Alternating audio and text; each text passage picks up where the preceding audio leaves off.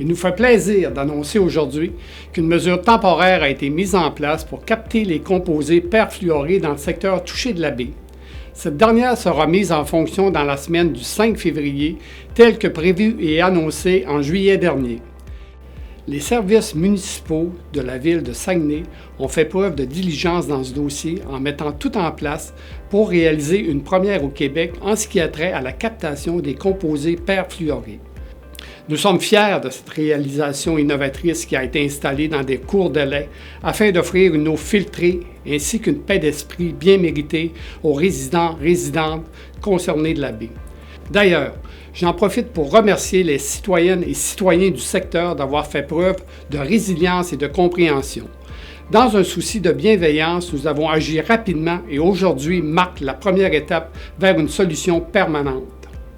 Les 2 premières unités de traitement ont été installées au puits 71 et 72, qui sont les principales installations pour l'alimentation en eau potable du secteur au sud de la rivière à Mars, le secteur ciblé.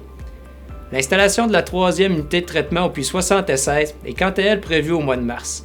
Le fonctionnement est assez simple. Les équipements de traitement sont à l'intérieur d'une remorque chauffée qui est installée à proximité des puits. Un réseau de conduite achemine l'eau vers l'unité de traitement. À l'intérieur de celle-ci, l'eau circule à travers une série de filtres remplis de résine afin de capter les composés perfluorés. Une fois cette étape terminée, l'eau est ensuite distribuée aux citoyennes et aux citoyens.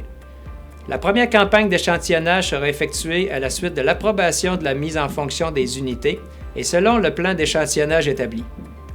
Vers la mi-février, nous recevrons les premiers résultats d'analyse démontrant l'efficacité du traitement. C'est à ce moment que nous verrons si des ajustements doivent être apportés. Puisque c'est une première au Québec, un suivi rigoureux de la technologie sera effectué afin de suivre l'efficacité du traitement.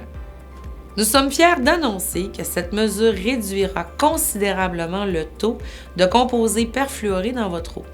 Nous sommes confiants que cette solution nous permettra d'obtenir les données escomptées en dessous de la cible de 30 nanogrammes par litre. Nous rappelons que l'eau est toujours considérée comme potable par la santé publique et que le point d'eau est toujours accessible à l'aréna Jean-Claude Tremblay pour ceux et celles qui préfèrent cette option. Enfin, je tiens à le rappeler, soyez assurés que nous échangeons actuellement avec le gouvernement afin qu'une solution permanente soit installée.